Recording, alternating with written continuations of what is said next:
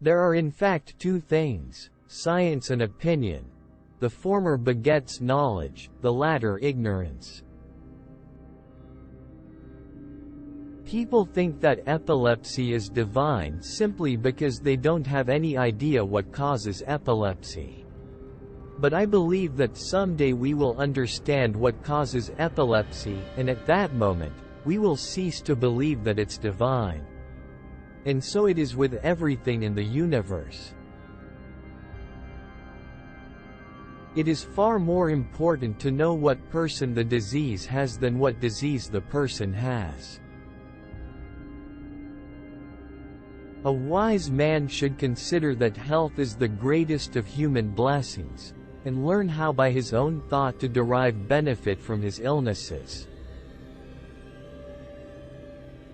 If we could give every individual the right amount of nourishment and exercise, not too little and not too much, we would have found the safest way to health. The physician must be able to tell the antecedents, know the present, and foretell the future, must mediate these things, and have two special objects in view with regard to disease, namely, to do good or to do no harm. All parts of the body which have a function, if used in moderation and exercised in labors in which each is accustomed, become thereby healthy, well-developed and age more slowly, but if unused they become liable to disease, defective in growth and age quickly. Disease is not an entity, but a fluctuating condition of the patient's body, a battle between the substance of disease and the natural self-healing tendency of the body.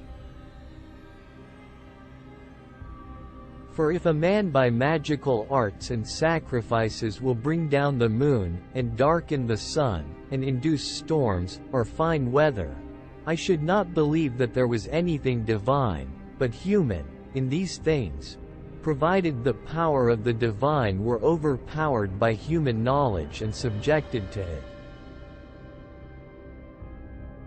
Persons who have a painful affection in any part of the body, and are in a great measure sensible of the pain, are disordered in intellect. The chief virtue that language can have is clearness, and nothing detracts from it so much as the use of unfamiliar words.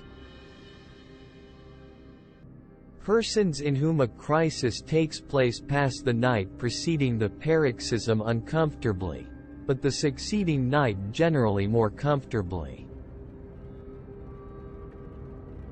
In whatever disease sleep is laborious, it is a deadly symptom. But if sleep does good, it is not deadly. All the most acute, most powerful, and most deadly diseases, and those which are most difficult to be understood by the inexperienced, fall upon the brain. Quote, first, the countenance of the patient, if it be like those of persons in health, and more so, if like itself, for this is the best of all. Whereas the most opposite to it is the worst, such as the following: a sharp nose, hollow eyes, collapsed temples.